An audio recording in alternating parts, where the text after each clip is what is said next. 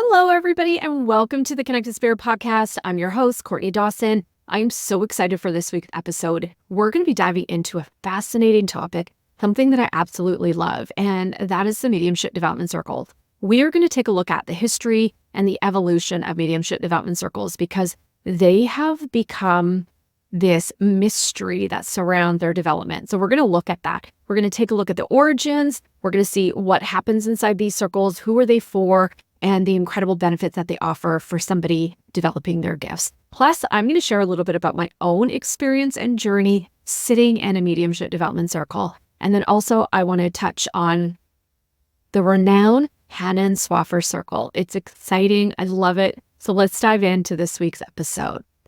The history of mediumship development circles goes back several centuries, and they became really popular in the early to mid 1800s. And that was because at that time in America, there were these incredible sisters, these young girls that lived in Rochester, New York, and they were having communication with a spirit whose body was buried in their home, and he was a peddler. And the sisters were the Fox sisters, and they actually were the ones that started, can I say, more of the modern spirit communication. They were having communication with these spirits through rappings and knockings, and the communication was based on, for one knock, it would be the letter A. For two knocks, that would be the letter B. So, I mean, that was a lot of dedication and pretty time consuming to have a communication with the spirits. But that really brought awareness to America, to the United States, that, wow, people can die and living people can still communicate with them. And on March 31st, 1848, which is actually the advent of modern spiritualism, this became recognized as a religion, and spiritualism supported the communication with spirits, and they still do today. And I'm also an ordained spiritualist minister, which is one of the reasons why I love to promote the philosophy and the religion of it as well. But within the spiritualist movement, they believed that people were born with abilities that could communicate with spirits, just like these Fox sisters. And what they started to do is have circles in people's homes. And at the time, they weren't called mediumship development circles. They were actually called home circles. So they would meet like once a week or once every couple of weeks in a person's house. They would sit in a circle. Chairs would be placed in a circle, and they would communicate with spirits. And they would have these seances. And they became really popular in the mid 1800s, early 1900s, because in those circles, it wasn't just about everybody practicing their mediumship abilities. Often what was happening is there would be one medium who would be a trance medium, and they would go into the trance states, and a spirit communicator would channel through them all of these really beautiful, loving philosophies and teachings from the world of spirit. And these philosophies were to help really bring knowledge about life after death, help validate the soul's survival beyond bodily death, and bring a lot of these incredible teachings that would inspire the living while they're still here in physical form. And so there was this normalization and this awareness of really how natural mediumship can be. But at that time, this was actually done in secret, because in the United States, once this became really popular, this spread like wildfire across Europe, Canada, you name it. But they were being done in secret, held in secret, because there was a thing called the Witchcraft Act and the Vagrancy Act. And if people were caught giving fortunes or calling themselves mediums, they were automatically identified as witches and they were imprisoned. And the last medium, who I have never met, but I've read her books, and what an incredible, incredible lady. Her name is Helen Duncan, and she was arrested, and I believe it was about 1943. And she was a Scottish medium, and the police did a raid on her house and actually imprisoned her. And at the time, she was a physical medium, and she had a circle. And the physical medium means that her mediumship abilities in conjunction with the spirit world would create a lot of physical phenomena, even materialization of spirits, right? Partial hands, faces, forms would figure, and you could see these souls, and they would communicate. Incredible. And when they did the police raid, they actually shocked the energy that the medium was working in and caused her to have severe burns. They imprisoned her And there was so much damage to her that she ended up dying from it. It was really, really terrible. But Helen was, I believe, the last medium that was charged under the Witchcraft Act. Really terrible. And so these were very sacred circles because they were not free. They didn't have the liberty to go and say, hey, I'm a medium. Do you want a reading? Or, hey, this is what I do for work. That was not happening like whatsoever. So in the circles, there was the developing of mediumship abilities, but usually it was everybody was sitting in the circle for the development of that trance medium. And over time, those circles progressed. More people were starting to develop their mental mediumship, which is what we call today giving messages, right? And so that became really, really popular. And in the early 1900s, spiritualism became recognized in the United Kingdom as a religion. And within their religion, they believe, and I do believe as well, that mediumship is about bringing evidence of soul survival and that people can develop their mediumship to varying degrees, right? And be able to bring through only soul survival evidence. And they also have these beautiful philosophies that come through from the spirit world to support the living. And by demonstrating mediumship, we're actually showing that it's a science in the fact that we can do these certain things and we can have a result. So in other words, we sit in the power, we attune our awareness to the spirit, we can get information, the information is validated. And if we follow these steps, we can repeat the same pattern, which is the scientific method, right?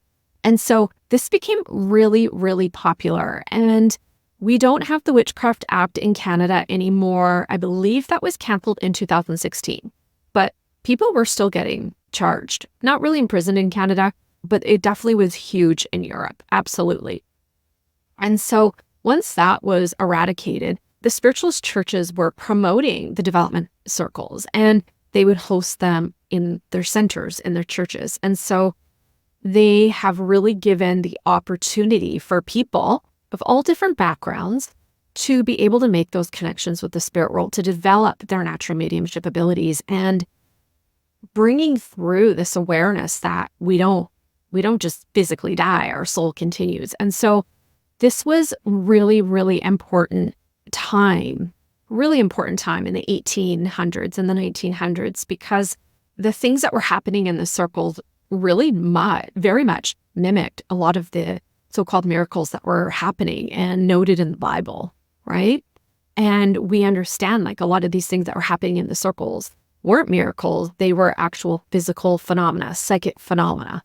And so we look at it differently. We don't look at it as a miracle, even though it's absolutely incredible, right? Bringing through that communication and some of the circle having physical phenomena. It's just incredible. It's incredible, right? And so over the time, these circles have grown and changed. So they started to expand beyond just the spiritualist churches and centers, and they started popping up literally on all four corners of the globe. And those circles really did play a huge part in the spiritualist movement and shaped a lot of some of the modern mediumship practices that we still use today. So we sit in the circle, we meditate, we bring through messages, right? So a lot of those early day foundational pieces are still used today, and it's just absolutely incredible. And within the spiritualist movement, they're still offering these development circles, but as they became more popular, and not everybody was into going to the spiritualist churches, right? So people were taking the format of the circles and then holding them in their own centers, in their own houses, and they very much have evolved over time. So we're going to talk about that in a little bit.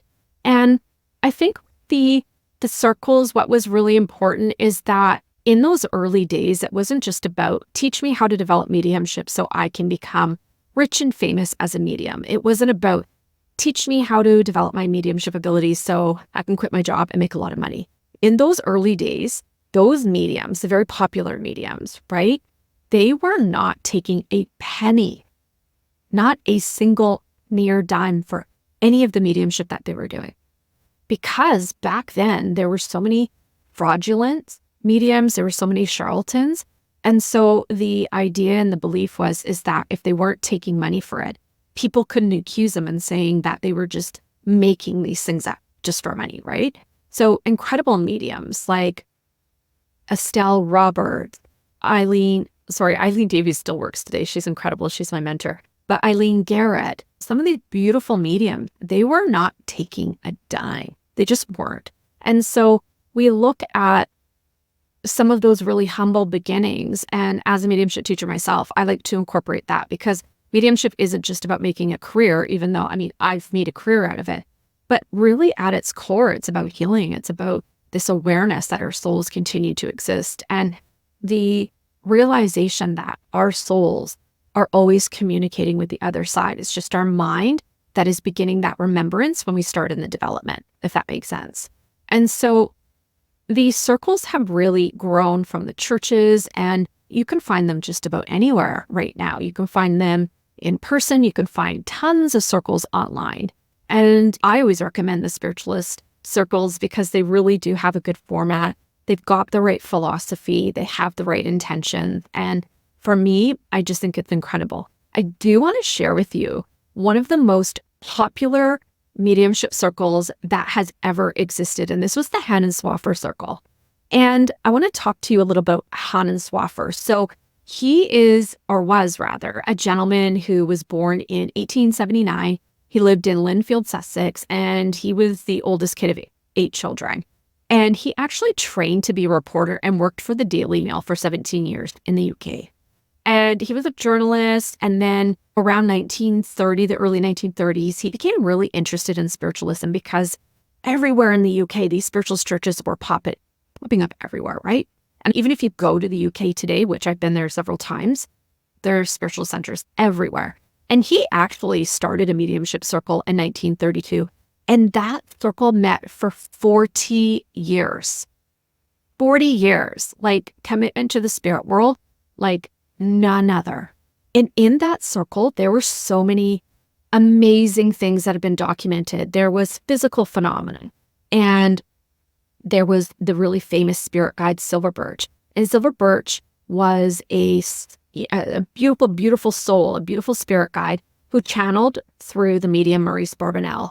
And the two of them had this incredible partnership that they brought through incredible teachings and philosophies that are documented and they were transcribed, and then they've been documented and put into books. And you can buy a lot of those books online, Amazon. I bought a lot of my Silver Birch books through the Arthur Findlay College bookshop.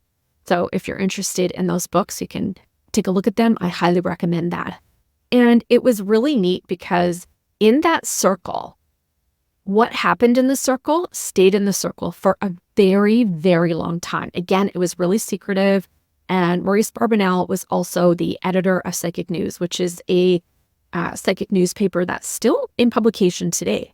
And he didn't want anybody to know he was the medium. He wanted Silver Birch's teachings and philosophy to just be like stand on their own without him, right?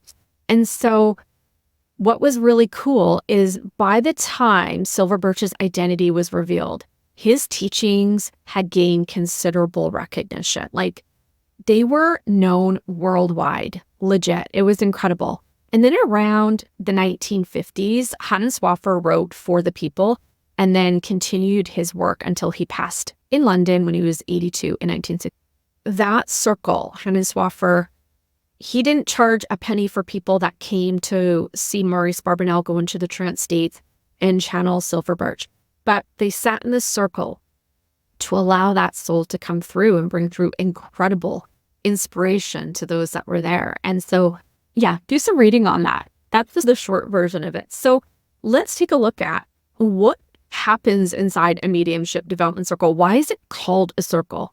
So a typical circle is going to have anywhere from like 8 to 12 people. And those 8 to 12 people plus a mentor are going to sit in a circle. So all the chairs are placed in a circle. And the reason why is because when you begin to attune to the spirit, your auric field begins to expand, and then your energy begins to link and blend with everybody in the circle. And what happens is everybody's energy builds, and the power becomes so much stronger. So when you start practicing and meditating and doing readings, you have way more energy to work with. And it is absolutely incredible. So the circle will have like the 8 to 12 people. You're going to have an experienced mentor, teacher who's usually a working medium or somebody that has several years experience and knowledge of teaching and working with the spirit world. And they're going to facilitate the circle. They're going to give a structure to it, if you will. So the circle usually starts off with grounding your energy, spiritual protection, attuning yourself to the spirit. Tuning is usually including like a sitting in the power exercise, which just allows you to relax, really get into the power, and then allow your awareness to move to the spirit. And then what will happen, each circle different, but there usually will be a couple of different exercises that are done during the circle time. So the circle is usually about 2 hours and everybody's going to get an opportunity to work. So for example, there might be an exercise where you're just allowing yourself to blend with spirit. So the teacher might say, ask your spirit guide to gather close, allow them to blend with you, and then give you some additional instructions. Then you may be just practicing giving messages. At the same time, your mentor is going to be tuning into you, tuning into the spirit world that's with you, and then giving you that guidance and support that you need. That's really going to help you identify, is this you? Is this your imagination? But also, I personally think it's so incredible because when you have a medium mentor that is tuning in, it helps give you confidence because you might be seeing something or experiencing something. And if your mentor is tuning in, they're going to go, can you see this? Can you feel that? What about this? And you're like, oh my God, how is he or she doing that? That's exactly what I'm experiencing. So what it does is it helps validate what you're going through. So it helps you recognize like what's you, what's your imagination, and what's the spirit world, right? Incredible, incredible. But one thing that's really powerful about these circles is that you get the opportunity to really feel the power, the energy of not only yourself, but working with the other mediums. And also because everyone's energy is blended, you can feel the spirit world much more strongly. And it is that connection to the spirit that really lets you know, this isn't something that's just woo-woo. This is an actual real experience you're having. And it really helps get rid of any doubts that you might have about yourself, your abilities, and even some of the things that you've experienced previous to sitting in the circle, right? And the thing that's really cool about the circle is that it'll be the same group of people that are meeting every week. Most circles are held weekly. It's the same group of 8 to 12 people. They may do it bi-weekly as well. But I know when I teach circles, I hold it every week, right? And what's cool is that you get comfortable. You get to know the people that you're sitting in circle with. You have people who are very similar at similar places in their journey as you, which is great because let's face it, not everybody's going to understand what you're going through. Not everybody's going to understand these experiences that you're having, right? And that's okay, but it is important that you have that supportive community because it really fosters this nurturing and encouraging atmosphere. And that is absolutely critical when you're developing your mediumship because that in and of itself helps you feel safe, helps you feel calm and relaxed. And that is the energy, that's the state you want to be in when you're working with spirit. It makes it way much easier for you to be able to link, sustain the link, and work with the spirit world. And in the circle, what's really important as far as like some of the skills that you're going to learn is you're going to learn boundaries with the spirit world. So you're going to learn how to invite the spirit world to come in, letting the spirit world know when your time is working is over, asking them to step back, really honoring who you are as a sovereign being, saying, Spirit, I'm available to work. Let's do this, right? And then letting Spirit say, okay, or you saying to Spirit, yes, I'm now done. Thank you for working with me. Please step back. But you're also learning how to honor the fact that every single person works differently. There are no copycats in mediumship. I don't care if you're the same age, grew up in the same house, and are both mediums, or have multiple mediums in your house. Every single person's abilities is going to manifest differently, going to develop differently, which is really important because it then helps you realize that your uniqueness is what is needed. Your uniqueness is what's going to stand out when you start working as a professional medium.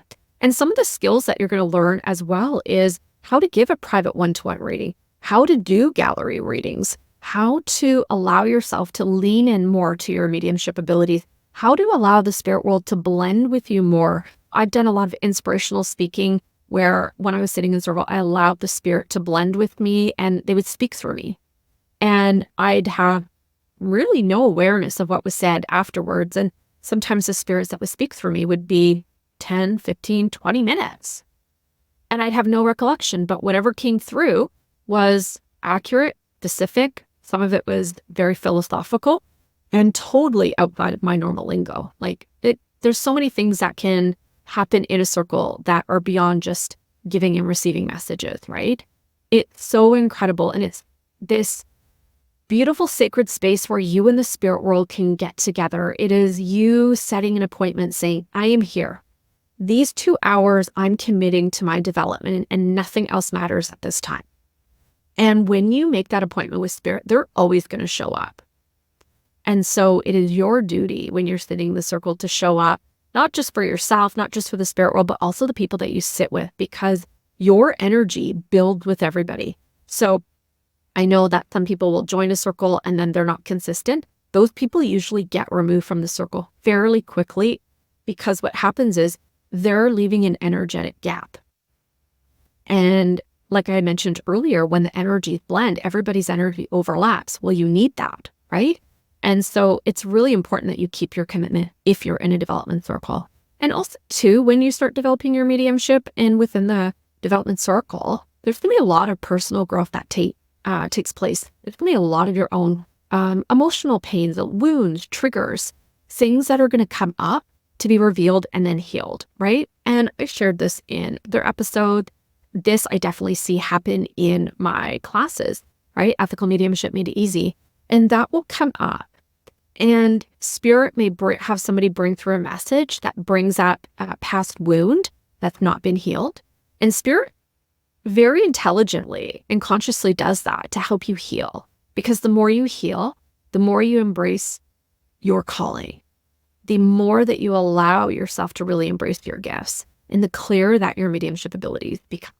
Very, very cool. So I want to share with you a little bit about my own experience with development circles. So when I started developing mediumship, it was interesting how it all happened. I mean, if you go back and listen to some of the earlier episodes, I shared about this wild experience that I had at a spiritualist church where my abilities just flew right open.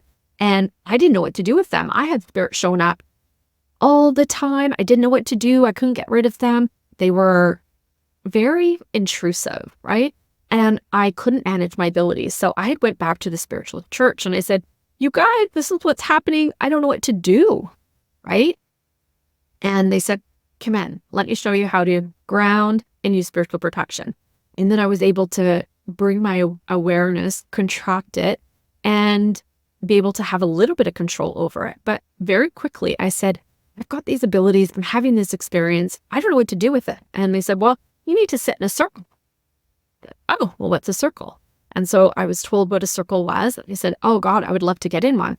Well, all the circles were full and I asked to be on a wait list. And I said to Spirit, if I'm meant to be in the circle, please let me get it, right? And I was told, circle wasn't distracted for 3 months and put me on the wait list. Well, I got a call. I don't know, it was like maybe 2 or 3 weeks later, and a spot opened up and I got in the circle. And it was really cool because very, very quickly my mediumship abilities just took off. I was having some incredible experiences and, there was things happening that I didn't understand. For example, I remember sitting in circle. I would get so freezing cold. In circles, there's the energy that blends with all of the mediums. Well, there can be temperature changes as well, right? I know sitting in circle, depending on what spirit would be coming through in the circle or communicating, there could be like gusts of wind. And there was no air conditioning on, no fans, no open windows, no vents on, like nothing. And we would have like gusts of wind that would go in a circular motion. Some of it was freezing cold. Some of it was like really, really hot. But I remember sitting in circle and I would be so freezing cold. I started bringing a thick blanket to circle because I couldn't get warm. And my teacher said, Courtney, do you really think that's going to keep you warm? She looked at me kind of like, what are you doing, right? I said, but I can't help it. I am so cold, like it's uncomfortable. She said, well, just let the spirit world know it's affecting you that way. I go, what do you mean? And she said, spirit doesn't always know how they affect you on an energetic level or physical level. Just let them know.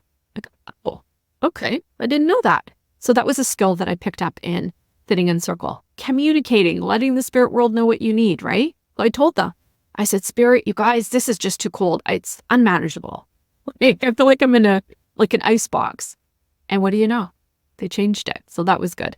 And I remember this one experience. And the very beginning, my mentor had me sitting in the chair beside her. And everybody used to be like, oh, we don't want to sit beside her. She's got too much energy. And it just, it's really, really intense. And I go, oh, okay, whatever. So she had me sit beside her and she had a lot of energy and it was cool. I could feel it. And she said to me, okay, let the spirit world come close. So I did. And then it actually felt like the spirit was coming in my body. I couldn't move my eyes. I couldn't move my mouth. I was like, I didn't know what was going on. And I just kind of went with it because I felt safe. But at the same time, I was a little bit unnerved because I didn't know what was going on. But what was really powerful is having a mentor who was tuning into me and describing everything that was happening to me. Like the spirit world was blending with me so strongly. It was almost like they wanted to start channeling through me, but I hadn't worked with spirit long enough to actually let them do that. So to be able to manipulate the diaphragm and the throat and everything. But she described everything what was going on to me. And I remember sending a thought out to her and said, can you please ask them to step back? Right? Like, what's going on? And she got the message. And she said, okay, thank you, spirit world, for working with our medium. Please step back, return her to us. And then I was like, okay, now that was cool. That was super cool because having her tune in to what I was going through, removed all of my fear. You also got to remember too, I grew up in a Christian home, so I had a lot of religious trauma. And I never had an experience like that, but it was incredible. But what was neat was seeing other mediums work. And just by watching other mediums work, because we all take turns when you're working in a circle, I learned so much about myself. I got so much validation about some of the experiences that I had had outside of circle. And to be able to share my experiences in a place that was non-judgmental really made me feel safe. And it really helped me heal a lot of the fear that I just had about myself with these abilities. And another experience I'm going to share with you is my mentor was also a physical medium, which means she would be able to produce ectoplasm and be able to produce varying degrees of physical phenomena. And I remember we were sitting in the circle one night and she was going into the trance states. And this was like a special treat. This wasn't something that happened every week. And so she went into the trance state. And I kid you not. So we're sitting in the circle. All the lights are off. So just like a seance, we had a Himalayan salt lamp in the center of the circle. And it gives off like an orange red light, which is the only light that you can have on when there's ectoplasm being produced from a physical medium, because otherwise any other light destroys the ectoplasm. And I kid you not, it was so cool. Our eyes are all wide open and we could see this lady's face about 6 to 8 inches away from our mentor's face. And you could see it clear as day. It was solid. You could see the lipstick, her eye color, her skin tone. You could see the glasses sitting on the top of her head. And I got to tell you, my mentor didn't wear glasses. It was wild. It was literally a real person. And I thought, I am losing it here. I can't be seeing this. And I said, is anybody else seeing what I'm seeing? And everybody else started to describe the same thing. So that's what's cool about a physical phenomena is everybody else is seeing that. So that's not what we traditionally see in our regular circles, but that was an experience that was pretty profound. And what was cool about sitting in the circle is that I felt confident enough. I felt safe enough to push myself outside of my comfort zone, to give myself a chance on my abilities, to give a gamble on trying to bring through really great pieces of information, saying, Spirit, you know what? Let's do this. I don't want to just bring through all the grandmas in my readings. Everybody else is bringing through grandmas. Let's bring in siblings. Let's bring in children. Let's bring in parents. Let's bring in the neighbors, let's bring in that close friend. And Spirit helped me do that. It was such a cool time because I got to know my spirit guides so well. They became not just my spirit team, they really became my best friends. And I sat in that circle for 7 years. And it was the single hand most important thing, the most pivotal thing, impactful thing that I'd ever did for my mediumship. And that circle would run from September till the end of May, sometimes like the first week or so of June. So it ran just like a school year. And I would sit, and it was incredible. I loved it. Even when I was tired and I was still working full time, I would go to circle and I would just be energized because you just never know what was going to happen. Maybe you get a message. Maybe the spirit world was going to do something like really incredible. Like it was just amazing. And it was one of the most memorable, meaningful, impactful, incredible, amazing things that I've ever experienced, right? And I really feel like it was such a safe space for me to work with spirit and uninterrupted. I didn't have to worry about the kids or my hubby or the dogs barking. Like it was me really making a commitment to me, to my abilities and to the spirit. And when I made that, spirit really showed up. I made that commitment. They're like, she's serious. Let's do this. And having that mentor was really important too, because outside of the circle, I was having a lot of personal things unfold at the same time. So when you're developing your mediumship abilities, there's going to be personal development that takes place at the same time. And a lot of it's initiated not just by your own soul, but the spirit world to really help you become this more clear channel. And they did. And some of this stuff I didn't quite understand. So it was really, really cool to have a mentor that was able to take the time, talk to me, explain what was going on. And that is something that I've carried through still today in my own mentorship with my student. So the benefits of sitting in a circle are endless. Okay, let's talk about this. Let's look into this. So when you start working with the spirit and you're sitting in a circle, it is going to improve your mediumship because you feel safe. You are able to relax. And in that state, you're able to really expand your awareness and allow yourself to work much more deeply with the spirit world as opposed to just taking a weekend workshop. You know what I mean? And when you're in that same setting with the same energy, same people, and the same mentor, you feel comfortable. And it's this sacred place where you allow yourself to really push your boundaries and to take chances on yourself. You learn different ways of how to work with your mediumship. You learn different ways on how to allow the spirit world to work with you. You allow your personal development to take place, coinciding with the foundational training that you're doing in the circle. And when you're in a circle, the spiritual connection that is being formed between you and the other world is like no other. It's like no other. There is something so holy and sacred about circles. And I think that's why so many circles, when they form, they will last for a long time because it is something that is just, can I say, there's sometimes words that are so limiting, but it is so enriching to your soul, to your spiritual development, like never before. It really, really is. You know, it enhances your abilities, your skills, you boost your confidence. And when you're confident, you allow yourself to work more deeply. You bring through better evidence. You bring through, can I say, the better qualities of yourself. You let go of those insecurities and doubts and fears and trepidations, and you show up as an empowered medium. It's incredible. And what's neat is you will also be able to see the growth and the development of the other people that you're working with. And it's absolutely incredible. And for anybody that is wanting to sit in a development circle, I highly encourage you to do that. I believe that the circle is a sacred space, and it is such a beautiful, beautiful appointment that you make with the spirit world and your own soul.